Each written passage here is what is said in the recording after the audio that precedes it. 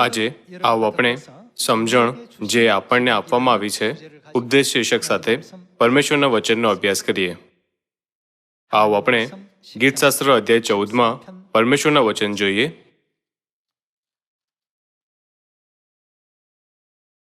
આવો આપણે ગીતશાસ્ત્ર અધ્યાય 14 વચન 1 જોઈએ. મૂર્ખે પોતાના મનમાં માન્યું છે તે શું કહે છે? ઈશ્વર છે જ નહીં. મૂર્ખ લોકો કહે છે ઈશ્વર છે જ નહીં. મૂર્ખે પોતાના મનમાં માન્યું છે ઈશ્વર છે જ નહીં. તેમની વિશેષતાઓ શું છે? તેઓ પતિત છે, તેઓએ અમંગળ કૃત્યો કર્યા છે, સત્કાર્ય કરનાર કોઈ નથી, કોઈ સમજદાર. આ સમજણ એક મહત્વપૂર્ણ ભાગ છે.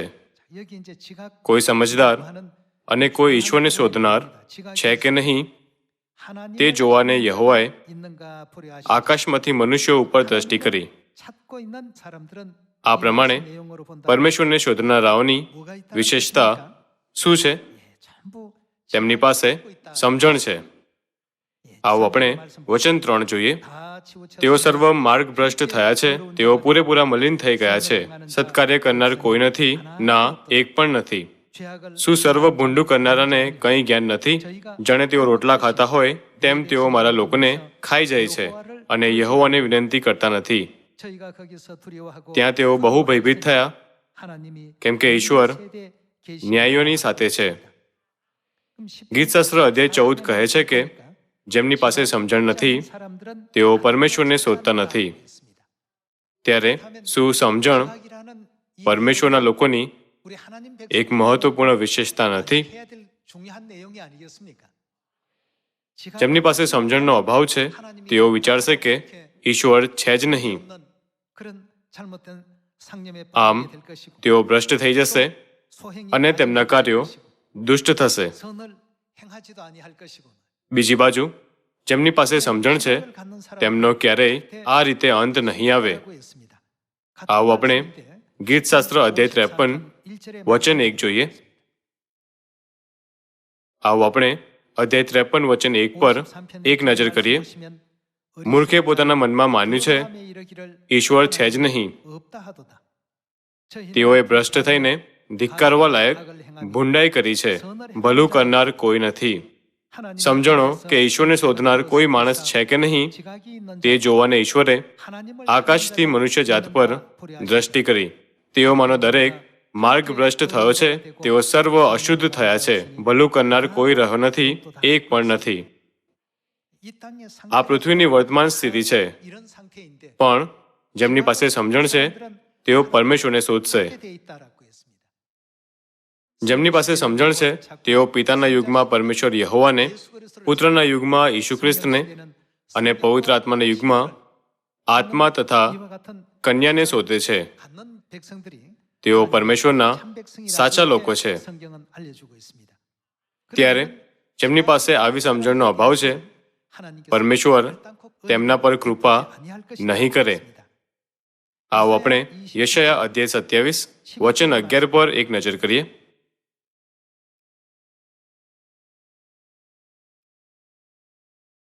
તેની ડાળીઓ સુકાશે ત્યારે તેઓને ભાંગી નાખવામાં આવશે અને સ્ત્રીઓ આવીને તેમનું બળતણ કરશે. કેમ કે આ લોક તેમને શેની ખામી છે? સમજણા નથી, તે માટે તેમનો કરતા તેમના પર દયા કરશે નહીં, ને તેમને બનાવનાર તેમના પર કૃપા કરશે નહીં. પરમેશ્વર એવા લોકો પર કૃપા નથી કરતા જેમની પાસે સમજણ નથી. પરમેશ્વરે આપણને આ શક્તિશાળી સંદેશ આપ્યો છે. આવો આપણે યર્મિયા અધ્યાય 5 પર જઈએ. યર્મિયા અધ્યાય 5 વચન 20. યાકૂબના વંશજોને આ કહી સંભળાવો ને યહૂદિયામાં પ્રગટ કરો. હે મૂર્ખ અને બેવકૂફ લોકો, સમજણ વિનાના, તમે આંખો છતાં જોતા નથી અને કાનો છતાં સાંભળતા નથી. હવે તમે આ સાંભળો. યહોવા કહે છે, શું તમે મારાથી બીતા નથી? શું તમે મારી આગળ નહીં ધ્રુજશો? મેં હંમેશને માટે સમુદ્રને માટે રેતીની મર્યાદા ઠરાવી છે કે તે તેને ઓળંગી શકે નહીં.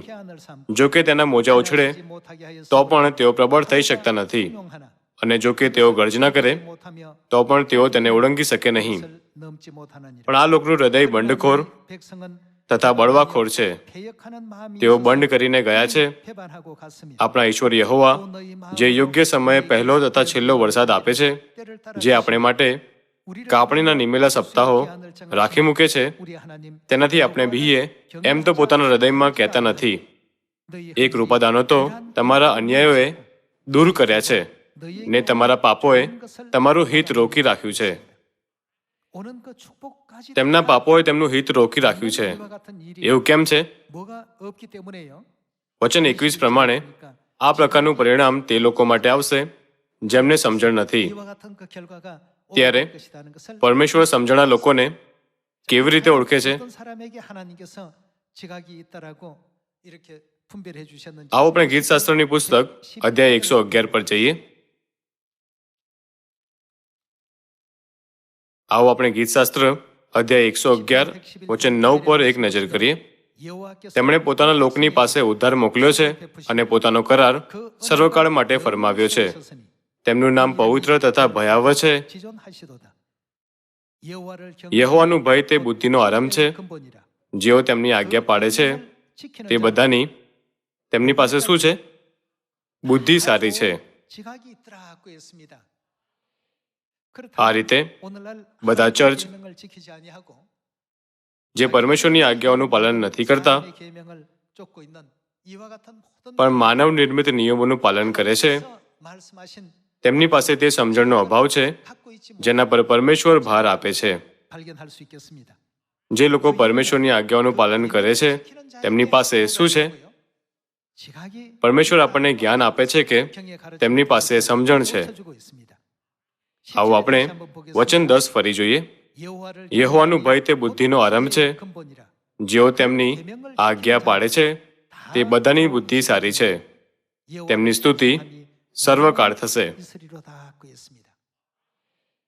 આ યુગમાં જે લોકોમાં સમજણનો અભાવ છે તેઓ તેમના હોઠોથી કહે છે, હું પરમેશ્વર પર વિશ્વાસ કરું છું, પણ તેઓ યરુશલેમ સ્વર્ગીય માતા અને પાસ્ખા અને સાબાત દિવસની અને બાઇબલની બધી શિક્ષાઓ વિશે પરમેશ્વરની આજ્ઞાઓને તુચ્છ માને છે.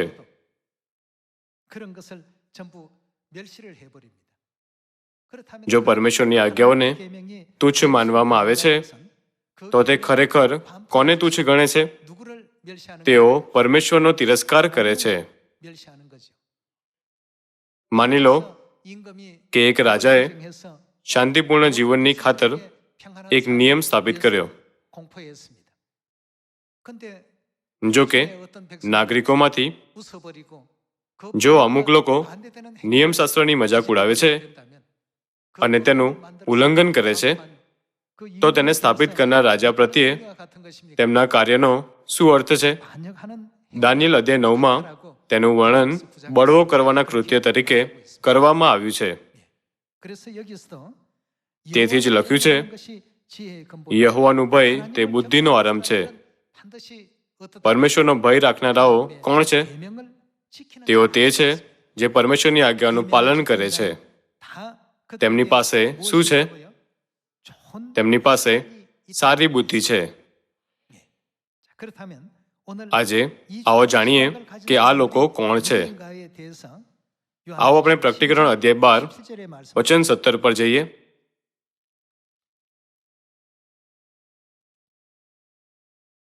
ત્યારે અજગર તે સ્ત્રી પર ગુસ્સે થયો. જ્યારે આપણે વચન 7 થી વાંચીએ છીએ તો અજગર જૂનો સર્પ જે દુષ્ટાત્મા તથા શૈતાન કહેવાય છે તે છે.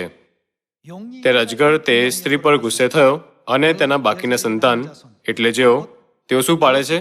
ઈશ્વરની આજ્ઞા પાડે છે અને ઈશ્વરની સાક્ષીને વળગી રહે છે.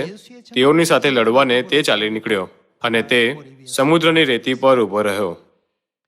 પરમેશ્વર તેમની આજ્ઞાઓ પાડનારાઓ વિશે શું કહે છે? દરેક યુગમાં તેમની પાસે પરમેશ્વર દ્વારા આપવામાં આવેલી સમજણ છે. આપણી પાસે આ સમજણ હોવી જોઈએ. જો આપણે તેને જ્ઞાનના રૂપમાં વિચારીએ તો તેને સમજવું સહેલું થઈ જશે. પરમેશ્વરે તેમને સારી સમજણ આપવાનું વચન આપ્યું છે, જે પરમેશ્વરને સ્વીકાર કરે છે અને તેમના પર દ્રઢ વિશ્વાસ રાખે છે. 본 시각은 결국 하나님의 존재를 인정하고 또 하나님에 대한 믿음을 굳건하게 가지는 사람들에게 허락하신다고 했습니다. પ્રકટીકરણ અધ્યાય 12માં સ્ત્રીના બાકીના સંતાન વફાદારીથી શું પાડે છે? જેઓ પરમેશ્વરની આજ્ઞા પાડે છે તેઓ તે છે. તેઓ ભલાના પક્ષના છે, જે શૈતાન વિરુદ્ધ મહાન યુદ્ધમાં ભાગ લેશે. તેઓ ન્યાયપણામાં રહે છે. સ્ત્રીના બાકીના સંતાન જે પરમેશ્વરની આજ્ઞાઓનું પાલન કરે છે તેમની પાસે સમજણ છે. જેમ ગીતશાસ્ત્ર અધ્યાય 111માં લખ્યું છે, જે પરમેશ્વરની આજ્ઞાઓનું પાલન કરે છે તેમની પાસે સારી બુદ્ધિ છે. એટલે પિતાએ તેમના પહેલા આગમન પર અને તેમના બીજા આગમન પર પણ આપણને સમજણ આપી. આવો આપણે 1 યોહાનની પુસ્તક અધ્યાય 5માં તેની ખાતરી કરીએ. 1 યોહાન અધ્યાય 5 વચન 18. 요한일서 5장 18절입니다. આપણે જાણીએ છીએ કે જે કોઈ ઈશ્વરથી જન્મેલો છે તે પાપ કરતો નથી, પણ ઈશ્વરથી જે જન્મ્યો છે તે તેને સંભાળે છે અને દુષ્ટ તેને સ્પર્શ કરતો નથી. આપણે કોણ છીએ? ઈશ્વરના છીએ. અને આખું જગત કોની સત્તામાં રહે છે? તે દુષ્ટની સત્તામાં રહે છે, એવું આપણે જાણીએ છીએ. બીજા શબ્દોમાં તે દુષ્ટના છે. વચન 20. વળી આપણે જાણીએ છીએ કે ઈશ્વરના પુત્ર આવ્યા છે ને જે સાચા છે તેમને ઓળખવા માટે તેમણે આપણને શું આપ્યું છે? તેમના પ્રથમ આગમન અને તેમના બીજા આગમનનો હેતુ આપણને સમજણ આપવાનો હતો. તેમણે આપણને સમજણ આપી છે. જેમણે સમજણ પ્રાપ્ત કરી છે તેઓ શું જાણશે? તેઓ પરમેશ્વરને ઓળખશે. અને જે સાચા છે એટલે તેમના પુત્ર ઈસુ ખ્રિસ્ત, એમનામાં આપણે છીએ. એ જ ખરા ઈશ્વર છે તથા અનંત જીવન છે. અહીં બાઇબલ આપણને શીખવે છે કે પરમેશ્વર આ પૃથ્વી પર આપણને સમજણ આપવા માટે આવ્યા છે, જેથી આપણે સાચા પરમેશ્વરને જાણી શકીએ. પિતાના યુગમાં તે પિતા પરમેશ્વર યહોવા હતા. પુત્રના યુગમાં તે પુત્ર પરમેશ્વર ઈસુ ખ્રિસ્ત હતા. અને પવિત્ર આત્માના યુગમાં શું? આપણે આત્મા અને કન્યા એટલે પિતા પરમેશ્વર અને માતા પરમેશ્વરને જાણીશું. છેવટે તે પરમેશ્વરની આજ્ઞાઓ દ્વારા થાય છે. આ કારણે જ્યારે પરમેશ્વર પવિત્ર આત્માના યુગમાં આવ્યા ત્યારે તેમણે શું કર્યું? તેમણે નવા કરારને પુનઃસ્થાપિત કર્યો. બાળકોને નવો કરાર આપવામાં પરમેશ્વરની ઈચ્છા શું હતી? તે તેમના બાળકોને સમજણ આપવા માટે હતું. ત્યારે જ આપણે કોને જાણીશું? આપણે પરમેશ્વરને જાણીશું. બધા લોકો, જો આપણે સાબત દિવસ, પાસ્ખા અથવા પર્વોને ન જાણતા તો શું આપણે યશાયા અધ્યાય 25માં લખેલા વચનોને સમજી શક્યા હોત? તે દિવસે લોકો કહેશે, સાચે જ આ આપણા પરમેશ્વર છે. ભલે આપણે વચન 1000 વાર વાંચીએ છીએ, બિલકુલ નહીં. તે નિતરેલા દ્રાક્ષરસથી સદાના માટે મરણનો નાશ કરશે. ભલે આ ભવિષ્યવાણીમાં લખવામાં આવ્યું છે તો પણ શું આપણે તેને સમજી શક્યા હોત? આપણે તેને માત્ર આ રીતે સમજી શક્યા હોત, પરમેશ્વર દ્રાક્ષરસથી એક સામાન્ય મિજબાની તૈયાર કરે છે. જો આપણે આ નથી સમજી શકતા કે બાઇબલમાં કયા દ્રાક્ષરસનો ઉપયોગ મૃત્યુને સદાના માટે નાશ કરવા માટે થાય છે, તો ભલે માપે, જે શાહી ગુપ્ત નિરીક્ષકની નિશાની છે, પ્રગટ થાય છે. બીજા શબ્દોમાં નવા કરારનો પાસ્ખા પ્રગટ થાય છે, તો પણ આપણે વિચારીશું આ શેના માટે છે? જેઓ પરમેશ્વરના નિયમનું પાલન કરે છે તેમની પાસે સારી સમજણ છે. તેથી પરમેશ્વર ખોવાયેલા નિયમો, આજ્ઞાઓ અને વ્યવસ્થાઓનું શું કરશે? તે આપણા માટે તેમને પુનઃસ્થાપિત કરવા માટે આ પૃથ્વી પર આવશે. તેમણે આપણા માટે બીજું શું કર્યું? તેમણે આપણને તે બધું શીખવ્યું પણ છે. આવો આપણે યોહાનની પુસ્તક અધ્યાય 6 વચન 45 પર એક નજર કરીએ.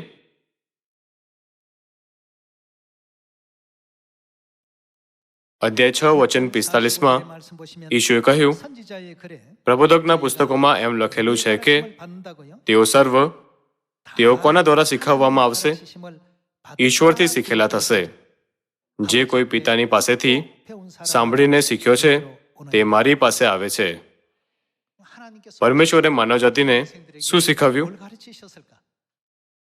આવો આપણે પવિત્ર આત્માના યુગથી સંબંધિત ભવિષ્યવાણીઓને જોઈએ. મીખા અધ્યાય 4. આવો આપણે મીખા અધ્યાય 4 વચન 1 પર એક નજર કરીએ. પણ પાછલા દિવસોમાં, બીજા શબ્દોમાં છેલ્લા યુગમાં, યહોવાના મંદિરના પર્વતની સ્થાપના પર્વતોના શિખર પર થશે ને તેને બીજા ડુંગરો કરતા ઊંચો કરવામાં આવશે અને લોકોના ટોળેટોળા ત્યાં ચાલ્યા આવશે. ઘણી પ્રજાઓ કહેશે, ચાલો આપણે યહોવાના પર્વત ઉપર તથા યાકૂબના ઈશ્વરને મંદિરે જઈએ. તે આપણને તેના માર્ગો વિશે શીખવશે. યોહાન અધ્યાય 6 વચન 45 નોંધ કરે છે, પ્રબોધકના પુસ્તકોમાં એમ લખેલું છે કે તેઓ સર્વ ઈશ્વરથી શીખેલા થશે.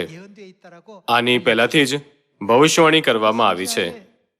પ્રબોધકના ઘણા અભિલેખમાંથી મીખા અધ્યાય 4માં આ લખ્યું છે, તે આપણને તેમના માર્ગ શીખવશે ને આપણે તેમના પંથમાં ચાલીશું. પરમેશ્વર આપણને તેમના માર્ગો વિશે શીખવશે જેનું આપણે પાલન કરવું જોઈએ. વળી સિયોનમાંથી શું નીકળશે? કેમ કે નિયમશાસ્ત્ર સિયોનમાંથી તથા યહોવાના વચન યરુશલેમમાંથી નીકળશે.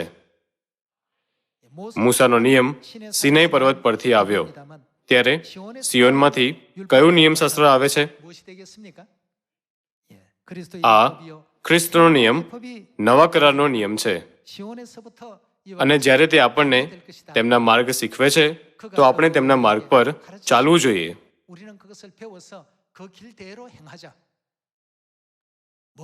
પરમેશ્વર આપણને એક નિયમ શીખવશે જેનું આપણે પાલન કરવું જોઈએ. ત્યારે કેવા પ્રકારના લોકોમાં સમજણની ખામી છે? તેઓ તે છે જે પરમેશ્વરના નિયમશાસ્ત્રમાં નથી. જૂના કરારના સમયમાં, પિતાના યુગમાં, તેઓ તે હતા જે જૂના કરારમાં ન હતા. ખ્રિસ્ત આ પૃથ્વી પર આવ્યા પછી તે લોકો જે નવા કરારમાં નથી, તેઓ તે છે જેમની પાસે સમજણની ખામી છે. તેથી જે લોકો ઘેટાના કપડાં પહેરે છે પણ પરમેશ્વરની આજ્ઞાઓનું પાલન નથી કરતા, તેઓ તે લોકોથી અલગ નથી જે કહે છે ઈશ્વર છે જ નહીં. ઈશુએ માથી અધ્યાય 15માં કહ્યું, આ લોકો હોઠોથી મારો આદર કરે છે પણ તેમના હૃદય મારાથી દૂર છે. તેમણે બતાવ્યું કે તેમની આરાધના વ્યર્થ છે. જો પરમેશ્વરે નાબૂદ કરવામાં આવેલા નવા કરારને પુનઃસ્થાપિત ન કર્યો હોત તો શું આપણે પરમેશ્વરને સાચી રીતે ઓળખી શકતા? આપણે ખોટા પરમેશ્વરની સેવા કરી હોત. ઇઝરાયલીઓએ પિત્તળનો એક સાપ લીધો અને તેને ઝંડા પર ચડાવ્યો. 800 થી વધુ વર્ષો સુધી તેઓ માનતા હતા પિત્તળના સાપમાં કોઈ પ્રકારની ચમત્કારિક શક્તિ છે. તે ઝેરી સાપ દ્વારા ડંખાયેલા કોઈને પણ સાજો કરી શકે છે. આ માનસિકતા સાથે તેમણે આટલા લાંબા સમય સુધી એક મૂર્તિની પૂજા કરી. ત્યારે આપણે આપણો વિશ્વાસ કેવી રીતે વધારવો જોઈએ? આપણે પરમેશ્વરે આપણને શીખવેલા નિયમશાસ્ત્રના આધારે આપણો વિશ્વાસ વધારવો જોઈએ અને નવા કરાર દ્વારા પરમેશ્વરની નજીક આવવું જોઈએ. શું આપણે નવા કરાર વિના પરમેશ્વરને જાણી શકીએ છીએ?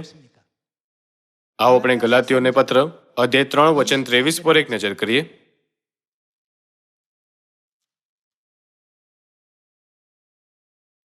ગલાતીઓ અધ્યાય 3 વચન 23. પણ આ વિશ્વાસ આવ્યા પહેલા આપણે નિયમને આધીન રહીને જે વિશ્વાસ પાછળથી પ્રગટ થનાર હતો તેને અર્થે આપણને 율법이 અંકુશમાં રાખવામાં આવ્યા હતા. અને નિયમશાસ્ત્ર શું હતું? અંગ્રેજી સંસ્કરણમાં આ કહે છે કે તે આપણો સંરક્ષક હતો. આપણે વિશ્વાસથી ન્યાયી ઠરીએ માટે એ રીતે આપણને ખ્રિસ્તની પાસે લાવવા માટે નિયમશાસ્ત્ર આપણો બાળ શિક્ષક હતો. જૂના કરારની ભૂમિકા માત્ર ત્યાં સુધી જ રહી. આ લખ્યું છે કે જ્યારે ખ્રિસ્ત આ પૃથ્વી પર આવ્યા તો નિયમશાસ્ત્રનો અંત આવ્યો. જૂના કરારનું સમાપન ખ્રિસ્ત હતા. જેમ આપણે યોહાન અધ્યાય 5 જોઈએ છીએ, બાઇબલ કોની સાક્ષી આપે છે? ઈશુએ કહ્યું, આ શાસ્ત્ર જ તે છે જે મારી સાક્ષી આપે છે. આ રીતે સાબત દિવસનો નિયમ અને પાસ્ખાના નિયમમાં એક ભવિષ્યવાણીની ઈચ્છા સામેલ હતી. કોના બલિદાનનું લોહી પ્રગટ થવાનું હતું? શું આ નિયમો ઈસુ ખ્રિસ્ત દ્વારા પૂરા કરવામાં આવ્યા ન હતા? એટલે ગલાતીઓમાં લખ્યું છે, ખ્રિસ્તના આગમન સુધી નિયમશાસ્ત્ર આપણો બાળ શિક્ષક હતો. જો જૂના કરારથી માનવજાતિનું નેતૃત્વ ઈસુ ખ્રિસ્ત સુધી થયું, તો નવો કરાર માનવજાતિનું નેતૃત્વ કોની તરફ કરે છે? 누구에게로 인류를 인도하는 역할을 하고 있느냐 이겁니다. છેવટે નિયમશાસ્ત્રનું નિષ્કર્ષ પરમેશ્વર છે. તેથી પાસ્ખાની રોટલી અને દ્રાક્ષરસ શું દર્શાવે છે? શું તે પરમેશ્વરના માંસ અને લોહીને નથી દર્શાવતું? પરમેશ્વરે આપણને નિયમશાસ્ત્ર દ્વારા જ્ઞાન આપ્યું છે. જેઓ આજ્ઞાઓનું પાલન કરે છે તેમની પાસે જ સમજણ છે. જ્યારે પરમેશ્વર આ પૃથ્વી પર આવ્યા તો તેમણે આપણને પરમેશ્વરને સાચી રીતે ઓળખવા માટે સમજણ અને આત્મિક આંખો આપી. તેથી પ્રકટીકરણ અધ્યાય 22 પ્રમાણે પવિત્ર આત્માના યુગમાં નવો કરાર કોની તરફ આપણું માર્ગદર્શન કરે છે? આવો આપણે અધ્યાય 22 વચન 17 જોઈએ.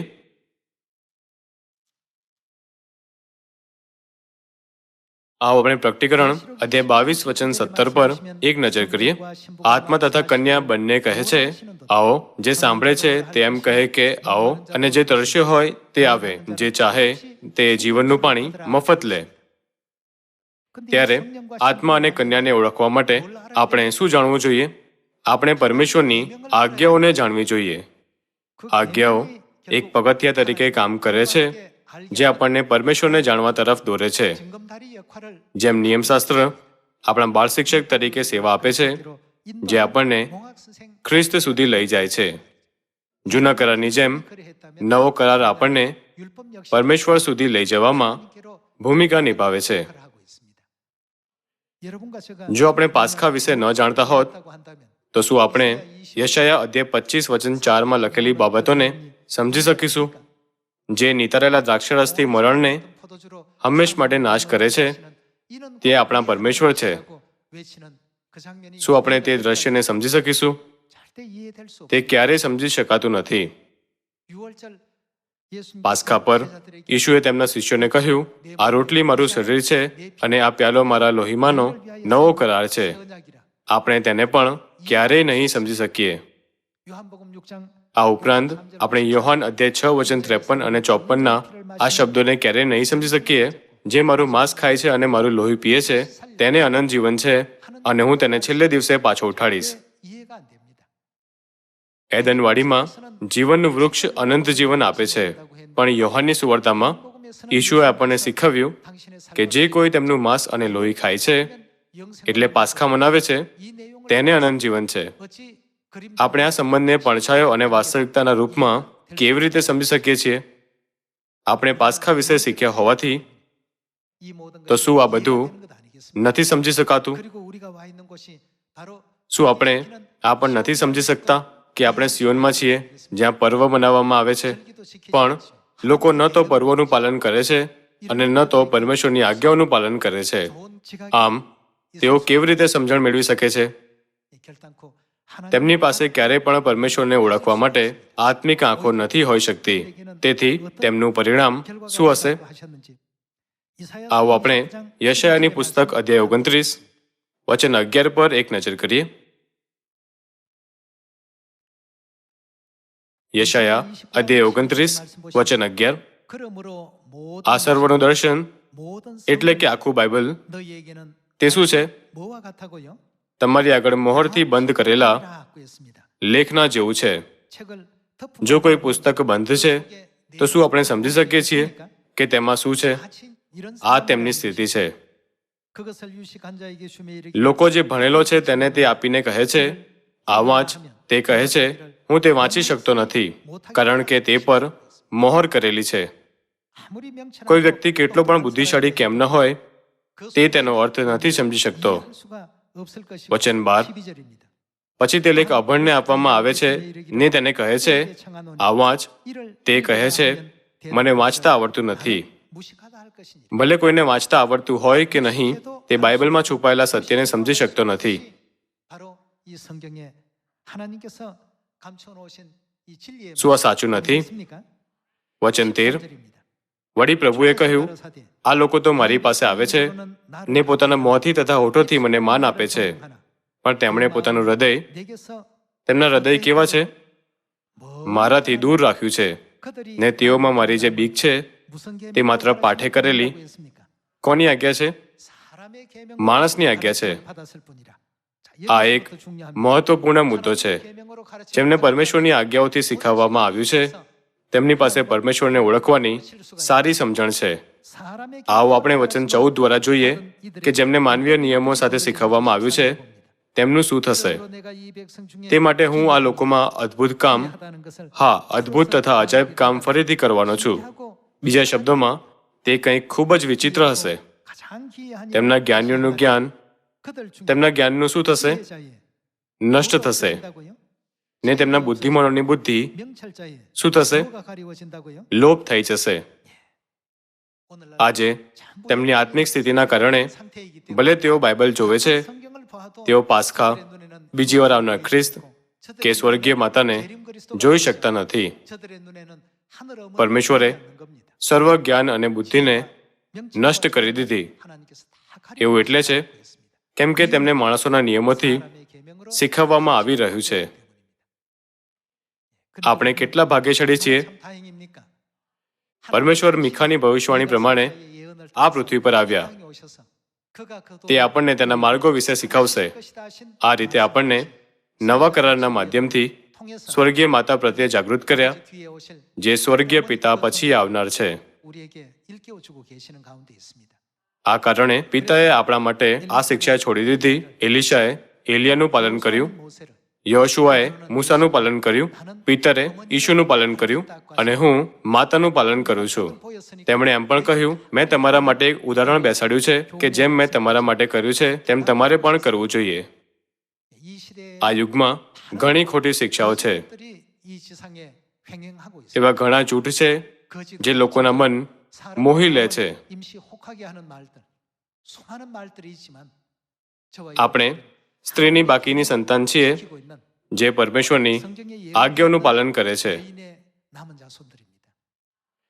여인의 남은 자손들이기 때문에 우리는 તેથી 가지 આવો આપણે 계명을 지키고 પરમેશ્વરે આપણને આપેલી 하나님께서 허락해 સારી સમજણની સાથે 시각을 가지고 અંત સુધી પરમેશ્વરની આજ્ઞાનું પાલન કરીએ 어머니도 અને પિતા અને માતાને 천국에서 સાચી રીતે ઓળખીએ, 무궁토록 જેથી આપણે સ્વર્ગના રાજ્યમાં હંમેશા માટે સાથે રહી શકીએ. 있습니다.